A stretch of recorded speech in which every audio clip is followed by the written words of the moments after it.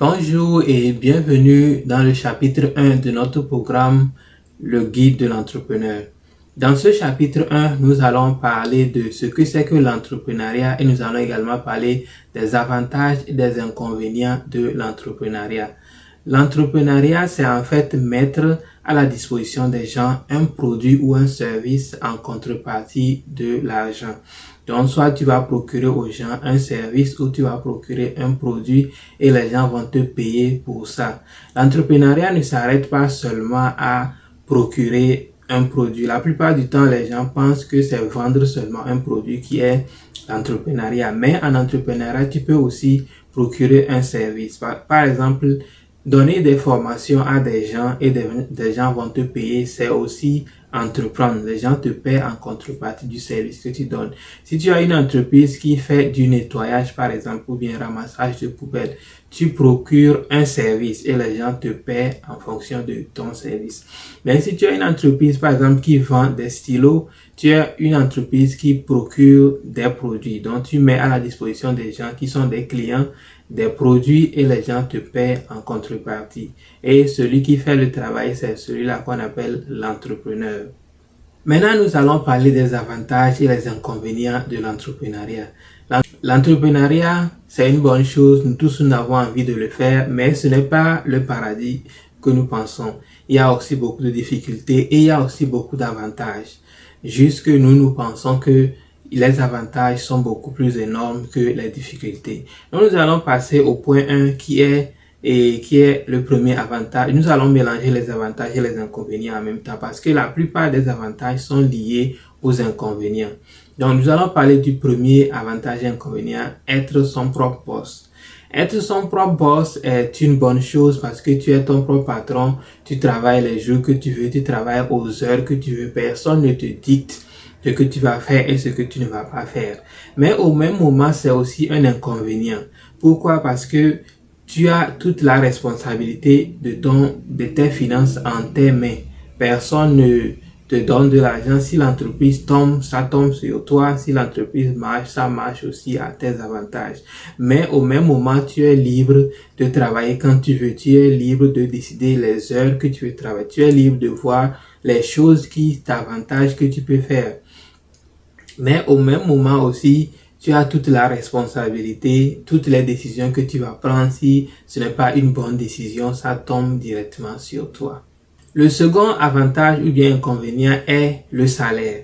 Le salaire d'un entrepreneur n'est pas délimité. Tu peux gagner autant que tu veux. Si tu as une idée et que tu travailles dur sur l'idée, tu mets beaucoup d'efforts, tu travailles dur, tu peux gagner autant que tu veux. Tu peux mettre du marketing derrière cette idée pour faire agrandir les revenus de cette idée. De la même manière, tu peux aussi avoir une idée brillante, tu as investi tout ce que tu veux et tu vas aussi tomber malgré ça.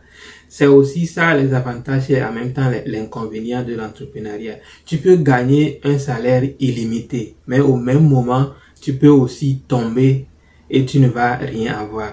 Ce qui fait que c'est ça même, ce qui fait que les gens ont souvent peur de l'entrepreneuriat parce que ce n'est pas quelque chose qui est promis. Tu ne vas pas dire que à la fin du mois, j'aurai ce salaire, non. Si le travail marche, ce mois-là, tu peux gagner de l'argent. Si le travail ne marche pas, tu peux aussi rester affamé. Mais contrairement à si tu es un fonctionnaire, tu sais que même si tu as fait mal ton travail, à la fin de ce mois, tu auras ton salaire. Mais pour un entrepreneur, si tu as mal fait le travail, tu n'auras rien parce que les clients ne seront pas contents, les gens ne seront pas prêts à te payer. Mais si tu fais un bon travail aussi, tu as aussi le potentiel ou bien la chance de gagner plus que celui qui est un fonctionnaire. Ton salaire n'est pas limité, mais son salaire est illimité, mais aussi de la même manière que c'est un avantage, c'est au même moment aussi un risque pour toi et un inconvénient. Le point 3, c'est la liberté d'exprimer ses idées. Tu vas voir que quand tu es un fonctionnaire, tu n'es pas libre de décider de comment le travail marche. Tu peux par exemple être là, tu as une méthode qui peut faciliter le travail. Mais si ton patron n'approuve pas ton idée, tu ne pourras pas utiliser ta méthode là. Tu es obligé de faire la méthode que toi tu penses que c'est archaïque, que tout le monde fait. C'est ça que toi aussi tu es obligé de faire. Il y a des gens qui ont cette mentalité de pouvoir toujours découvrir de bonnes choses. il voit quelque chose que les gens sont en train de faire pendant des années, mais quand lui vient en même temps, il trouve que non, ça là, on peut faire ça autrement pour faciliter les choses. Mais si tu es un fonctionnaire, tu n'as pas le droit de faire ça jusqu'à ce que ton patron approuve. Si tu es un patron qui est créatif aussi, il peut te dire oui, c'est une bonne méthode, on peut le faire. Mais si tu es un patron qui n'est pas vraiment compréhensif, il va te dire que non, il faut le faire comme on le fait pendant des années. L'entrepreneuriat te donne l'opportunité de créer ce que tu veux. C'est-à-dire, si tu es dans ton propre entreprise, si tu penses que c'est quelque chose qui peut marcher, qui peut t'aider, tu vas le faire. Mais si tu penses que ça ne va pas t'aider aussi, tu vas le laisser.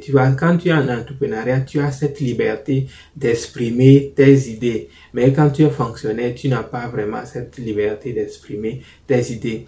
Il y a certaines personnes qui sont nées entrepreneurs, c'est-à-dire ils n'ont pas cette volonté-là de toujours écouter ce que les gens leur disent de faire. Ils ont cette capacité de leader-là, ils aiment toujours faire ce que eux ils ont envie de faire. Pour ce genre de personnes, l'entrepreneuriat est bon pour ce genre de personnes. Mais si tu es quelqu'un que tu aimes qu'on te dise ce que tu dois faire, tu aimes qu'on te dise toujours les étapes à suivre, tu n'arrives pas à prendre des décisions toi-même, peut-être être fonctionnaire, c'est ça qui est beaucoup mieux pour toi. Et être fonctionnaire n'est pas quelque chose de mal en soi. Si tu trouves un bon travail, tu gagnes un bon salaire, tu peux gagner bien ta vie. Il y a juste que certaines personnes préfèrent l'entrepreneuriat, la liberté que procure l'entrepreneuriat, certains le préfèrent à être fonctionnaire.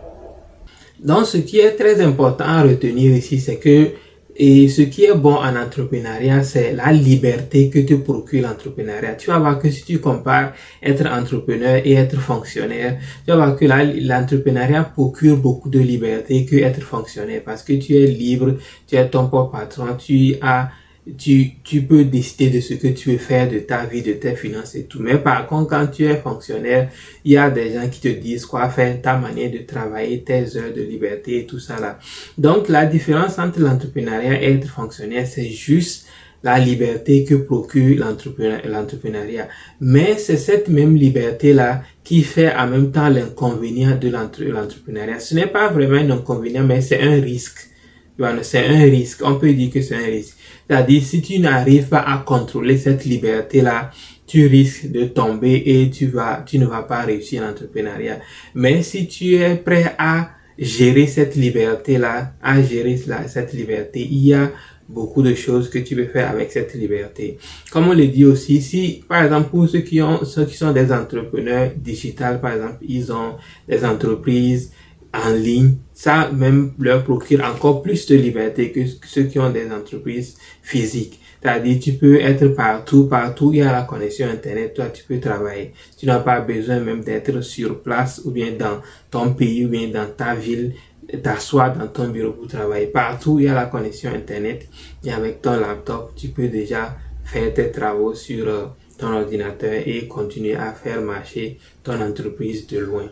Donc, c'est la liberté même qui est la chose la plus importante que l'entrepreneuriat procure. Et c'est ce manque de liberté-là qui est aussi le problème quand tu es fonctionnaire. Et c'est à cause de ça que beaucoup de gens choisissent de venir à l'entrepreneuriat. Et c'est ça aussi qui est le plus grand avantage de l'entrepreneuriat. Ça sera tout pour ce premier chapitre qui nous parle de l'inconvénient et les avantages de l'entrepreneuriat. Nous allons nous retrouver dans le second chapitre pour parler du mindset, c'est-à-dire la mentalité que doit avoir une personne quand tu es en entrepreneuriat ou bien avant de rentrer en entrepreneuriat. On va se retrouver dans le chapitre 2, on va se dire bye bye.